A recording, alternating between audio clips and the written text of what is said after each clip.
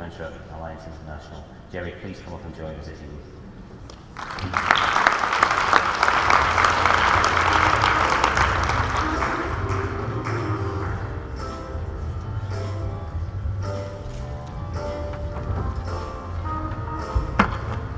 Hello, everybody. Hi, Jerry. I hope I can do this. So, my name is Jerry Wylie. I'm the Vice Chair of Dementia Alliance International, who saved my life. And like Mike, as long as I have my voice, I'm going to speak.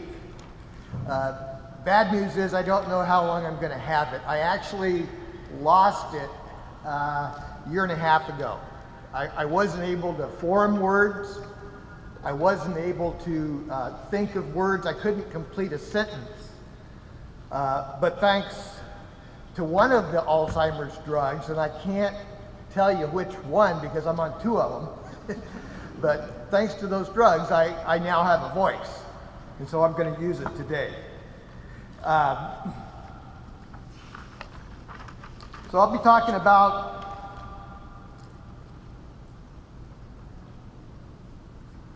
living the U.S. national plan, why we need to involve people living with dementia in the development of our national plans and our strategies. I want to start with the most important thing, and that's to say thank you to the Alzheimer's Disease International for inviting us here, and for having us, and for working with us and supporting us. To Dementia Alliance International, Kate Swaffer and her team for saving my life. And on that note, I want to say that that's what my life now is dedicated to, is doing for other people what Kate did for me. And I want to thank you, Kate. I want to thank the Alzheimer's Association for their help here and for all the work that they've done throughout all these years, and especially to Harry Johns, because without his leadership, we would not be here. And thank you very much.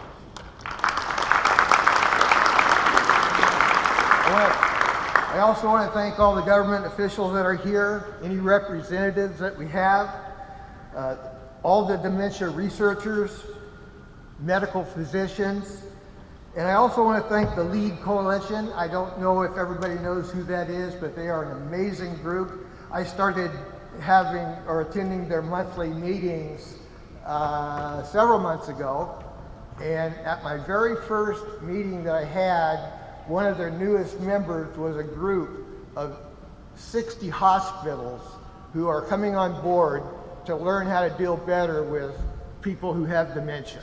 And I think that's amazing. So I also wanted to point out, this is something I forgot, but Dementia Alliance International has become the most important global advocate of, by, and for people living with dementia in 47 countries, and we're very proud of that. And if there are countries here that do not know who we are and would like to connect with us, we want to help the people in your country live well with this disease. That's what we're all about. So contact us. We have a booth over here, and we would love to talk to you about helping you out in your country as well.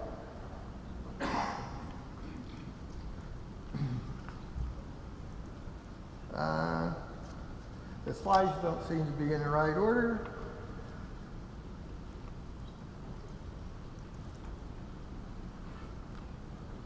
Well, I'll talk about that. Actually, you know what? I'm going to skip that because that was covered yesterday. So John Sandblum did a great job yesterday, and he covered that one, so I'm going to move on. And there's my thank you slide. How did that get mixed up? It must have been done by somebody with dementia. So I want to give a special thank you to my wife, Kathy, who wasn't able to attend because she has her own disabilities, and my sister, Darlene, who I've spent more time with my sister, Darlene, since this diagnosis than we have our entire lifetime. And it's been such a pleasure. And I'm also needing a sip of water.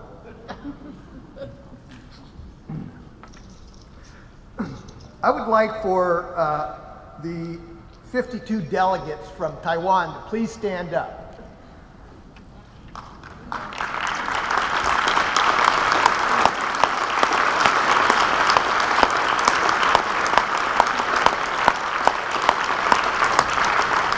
I want to thank you for your attendance, and I want to thank you for aggressively working in your country to develop a national plan. And Kate, I want to thank you for being a big part of that. Undeveloped countries have a more difficult road to travel than countries like the United States. We are we're richer, we have more of everything.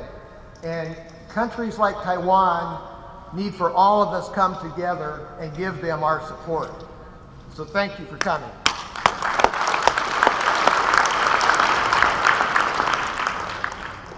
So my message is hopefully going to bring a message of truth and hope for everybody.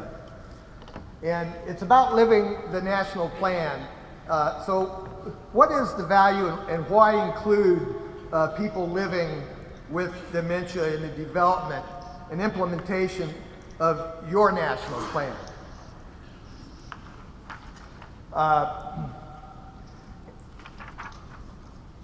The importance is people with dementia are going to be your barometer.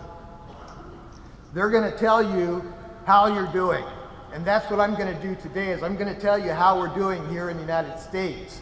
And you've heard all of the good stuff, but we also have bad stuff. And it's the same in every country. Nobody is perfect. No association is perfect, but we all do our best. And the good news is we're all on the same page. We all have the shared goal of improving the treatment and lived experience of people living with this disease. And I applaud you all for doing that. First, I want to tell you a little bit about the U.S. National Plan. Our plan was launched on May 15th of 2012.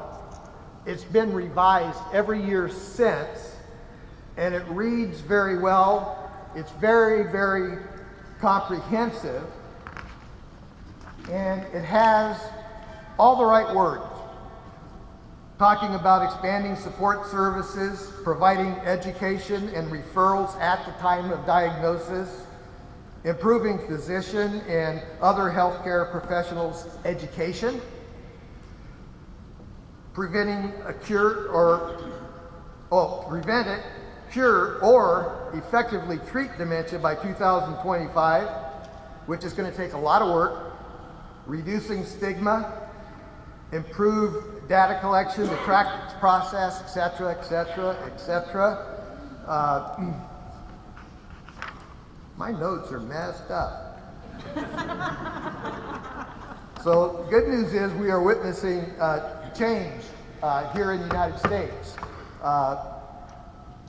But remember, our plan was launched in 2012, and so we've got a lot of time under our belts. What our hope is that countries who are just now writing their plan can look at our plans, and that's going to make it much easier for you. And we're very proud of that, and we're here to share that with you. So we are expanding support services. The problem is it's still very, very difficult to find them. Just a month ago, my wife and I were looking for a service, and nobody could help us find it. I know it's out there, but we haven't found it yet. So I'm going to give you my personal story, which is going to put a spotlight on the life-saving work that Dementia Alliance International does, in conjunction with Alzheimer's Disease International and the Alzheimer's Association. They all have an impact on us. No one association can do it all, so we work together. I'm going to show you that patients are still experiencing what I say amounts to inhumane treatment on the day of diagnosis and beyond. 6 years into the U.S. national plan now, education and referrals at the time of diagnosis is still very rare. Referrals to support at the time of diagnosis is very rare. And when I say very rare, it happens only in these two instances about 2% of the time do we get a referral. Usually we're told, go home, get your affairs put in order, and that's it. Improving education of our physicians and other healthcare professionals is now beginning. We're at the ground floor stages, and people like myself working with the Alzheimer's Association are now beginning to work with medical students. And I just gave a presentation to Oregon Health Sciences University in Portland, Oregon. Oh geez, what was that, 2 weeks ago? June 12th. So I had the pleasure of talking to about 40 students who were about to become neurologists and talk to them about the importance of their diagnostic technique. And those things are going to be very helpful. Timely and accurate diagnosis is still very, very rare. Little progress is being made with person-centered care in clinical practice in hospitals or residential care settings, like Christine pointed out, but there is hope. Absent change, however, right now we have an estimated 50 million people living with this disease that are currently have experienced or are experiencing inhumane treatment because of the diagnostic process that's taking place today. And with a new diagnosis every 3 seconds, which I love that statistic because it really makes it clear how big this disease is and will be. 10.5 million more people are going to be treated inhumanely this year in the United States if we don't work harder at training our physicians, our nurses, and everybody up and down the whole cycle of the care that's required. Oops. I forgot to click the slides. So, my question for you, could this be the most inhumane tragedy of our century? I think so. And here's a little reminder, if we all work together, all countries, all associations, and we all focus on change, there's our hope. If we're not united, our hope will be diminished.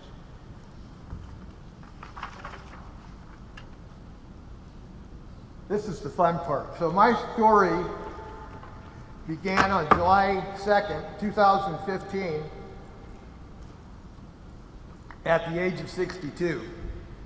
I was diagnosed with mixed dementia, vascular dementia plus Lewy body, which makes for an extra special roller coaster ride. And that was 3 years after the plan was born. So you would think that 3 years into a national plan, things have changed, things have improved. We've got a better diagnostic policy in place, or protocol, I guess is the right word. So when I got my diagnosis, I was sitting across from my neurologist, and he talked to me for probably 30 minutes, to me and my wife, and I didn't understand what he was saying. And so I had to interrupt and say, sir, do I have dementia? And he goes, definitely. And so, number one, try to speak in terms that a person with dementia can understand. But when I asked him, what can me and my wife do to help ourselves? He didn't have an answer. The only thing that he could say was, you know, I recommend that you go get your end-of-life affairs in order, and I'll send the results of your testing to your primary care physician, and he'll put you on some medications that will hopefully help with the symptoms. Does anybody feel that was a little bit lacking? So my humble opinion is that I was set up for failure, with no support to live positively with dementia. So guess what? This is how me and my wife felt. Left on our own, of course, I went to Dr. Google, and I thought I only had 3 to 5 years to live. I thought I was going to be a zombie. So what did I do? I fell into a really deep recession because the loss was overwhelming. The grief was overwhelming. There was no support. 6 months later, my wife and I got an invitation from her brother to have dinner, which required a 1-hour drive. Now, mind you, I was in a state of mind where I was really having a difficult time as a passenger in a vehicle. So we made that drive up to dinner. It was a 1-hour drive. And I don't remember any of this, but my wife said during that trip I was talking about, not threatening, but talking about suicide that whole hour. All I could remember is being scared, terrified being in the car. We had our dinner, we went out to the car, and I said, honey, I can't go home as a passenger, you're gonna have to let me drive. She agreed. And so I got in the car, I got onto the freeway, and I got maybe 5 minutes down the road. Now mind you, it's a 1-hour drive. And I'm only 5 minutes into this drive, I have a panic attack. I'm scared to death driving. I whip over to the side of the road and I swing open the door and I say, honey, I'm walking, you drive. And I took off. And you know, it's dark outside. I'm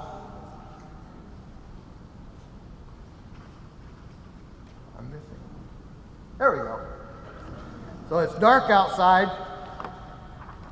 And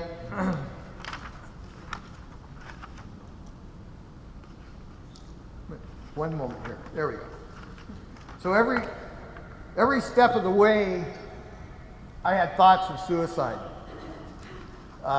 If you can imagine walking along the side of the freeway at night, as a matter of fact, that looks exactly like the territory that I was walking on. And it's dark outside, and you know, the whole time that you're walking, gosh, my notes are just kind of messy. Okay, the whole time that I'm walking, I'm thinking, I can't drive or be a passenger. My retirement travel plans are dead. I can't take my grandchildren camping. I was delivered into a deep fog and depression lasting 18 months. I'd lost all hope. I'd lost all my purpose. And it was all due to the diagnostic technique used on me, which didn't quite cut the mustard. So, long story short, my terrified wife of 44 years called 911. It took 2 state police cars and 3 hours to find me. And when they found me, I was scared to death because I was facing a police officer with a pistol, and I just heard a story about a man in Southern California who had dementia, and he'd been shot because the police officer didn't know that he had dementia. He thought the guy was drunk. And so I was scared to death approaching that police officer because I thought I might get killed right now. But they found me. And then 12 months after that, working with Dr. Google still, I finally found Dementia Alliance International. And in 3 short days, I had hope and I had renewed purpose. I was like a wilted flower that just started to come to bloom. That's what support does. That's what peer-to-peer support does. That's what the Dementia Alliance International does every day, and I am damn proud of it.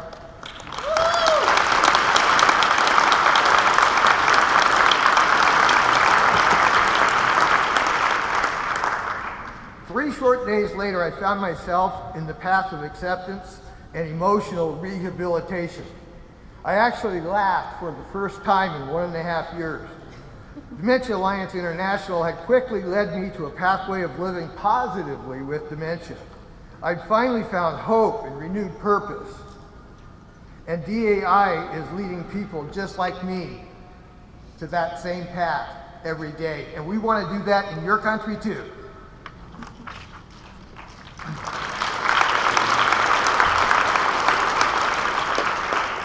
So it's important to look what was missing in my diagnosis.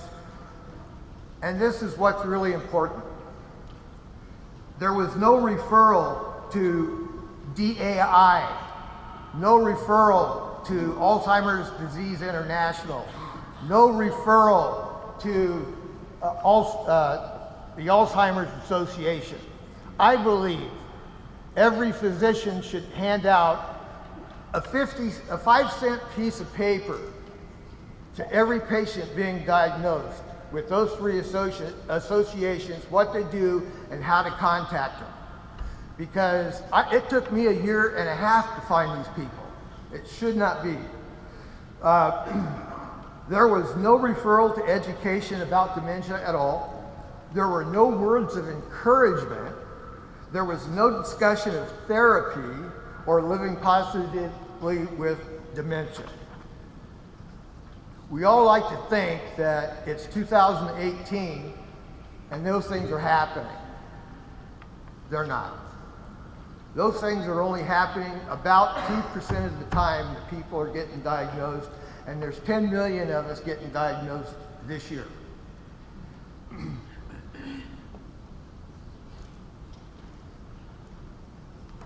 So is it progress that approximately 98% of the people I know who were diagnosed in 2018 are still receiving the same treatment I had? Isn't it a clear breach of our human rights not to be provided with the best practice and proactive post-diagnostic care, rehabilitation, and support? I think so. It's not all gloom and doom though, because all of these things are about to change. Thanks to everybody in this room, and thanks to everybody at this table, and I want to say thank you all very, very much.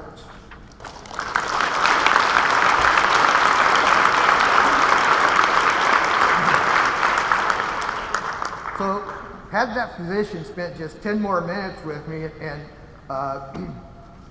1 sheet of paper, 5 cents, referring me to services and support, would have prevented me from 1.5 years of unnecessary suffering, depression, suicidal ideation, which I had never had in my life, loss of confidence, which I had never had in my life, self-esteem, purpose, and hope.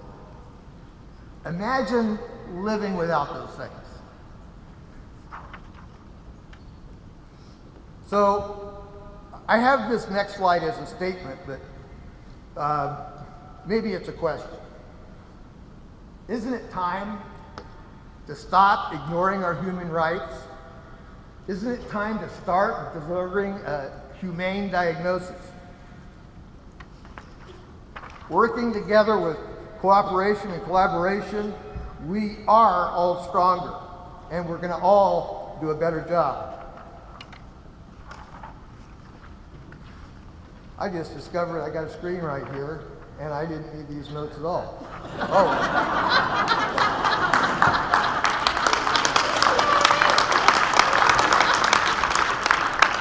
Welcome to my world. So what, and I'm the vice chair. So, what hope is on the horizon? Well, I'm new at this position, and I'm learning all these things, so I might stutter a little bit. I got to drink the water. First of all, the World Health Organization Global Plan of Action on the Public Health Response to Dementia between 2017 and 2025, the Global Dementia Action Plan is in place for all countries. And we need to work together, contacting our neighboring countries and getting them engaged as well. Show them what you are doing and that they can do it too. Two, the emergence of more national dementia plans, which was outlined earlier. That's amazing news, but we've got a lot of work ahead of us. Three, working together to ensure these plans are embedded with human rights, which is something close to Kate Swaffer's heart, and I want to say thank you, Kate, because that's what we need. And CRPD articles. There's emerging evidence of positive change. There's a growing body of risk reduction evidence, emerging evidence on reversing and preventing Alzheimer's disease, thanks to our chemical researchers, or drug researchers, I'm sorry. We're improving the diagnostic experience. It's slow, but it's going to happen. And we're learning to support people to live positively with dementia. Dementia Alliance International already does this, and as physicians, you can do it too. So DAI is constantly developing a leadership team of people with dementia. And trust me, if you know Kate Swaffer, she knows it all too well. I mean, how many vice chairs have you had in the past 2 years? We come and we go. The disease has its impact on our families. There's no guarantees how long we're going to be here.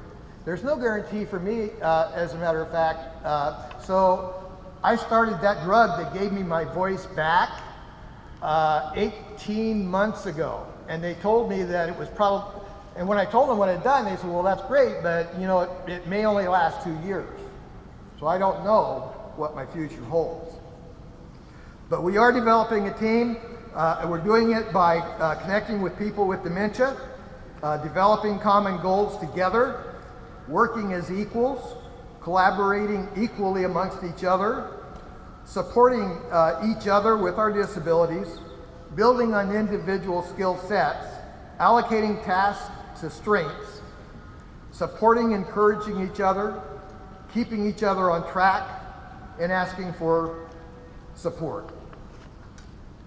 DAI delivers people with dementia free membership in 47 countries, free, everything is free, weekly online peer-to-peer support groups and mentoring, monthly online cafes, monthly educational webinars, newsletters, reports, publications, and we're active on social media, Twitter, Facebook, like LinkedIn, and we do it on a budget, an annual budget that is less than what a part-time employee makes in a year. 100% volunteer. We don't have an office, we have cell phones. Dementia Alliance International delivers the most efficient path to hope and renewed purpose you're going to find.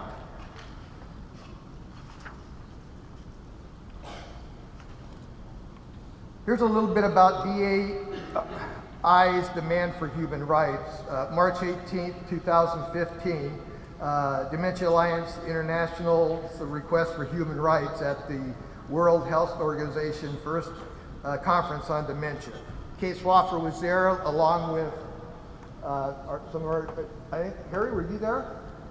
I know Paula was there.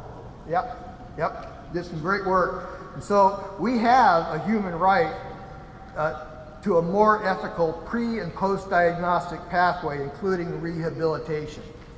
And their rehabilitation, people, is real. If you would have seen me a year and a half ago before I got peer-to-peer support with Dementia Alliance International, you would have thought that by today I would be in a nursing home. And I'm not. I'm living well with dementia. I'm very happy. Did anybody see me out here dancing? That's the first time I have danced in 3 years. And that's thanks to Dementia Alliance International.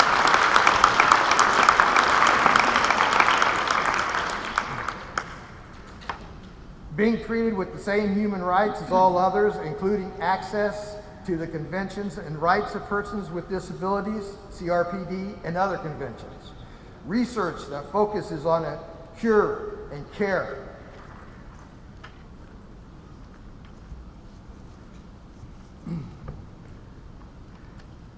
So, for me, this is really, really good news.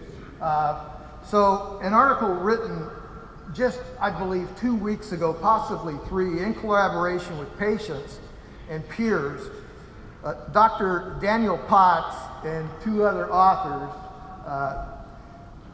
wrote an article in the 2018 Practical Neurology magazine, which is available for you. A full copy of this article is available for you at the Dementia Alliance table.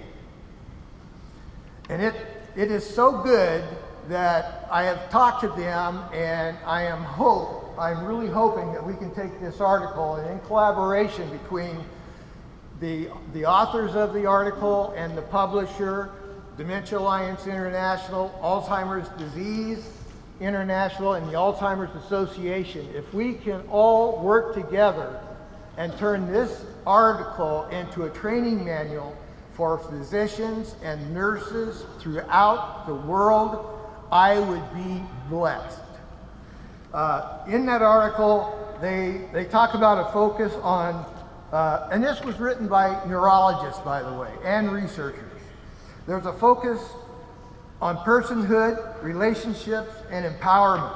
There's 12 key recommendations for humanely sharing the diagnosis, principles for a dignified diagnosis, 7 ways to enable people with dementia to live more positively, promoting brain health. You know, my doctor didn't even tell me that, you know, you can eat better, and it does make a difference. Providing better support for family carers. I'm probably taking up twice as much time as you wanted. Just about on coffee break time. Okay, I'm just about done. So,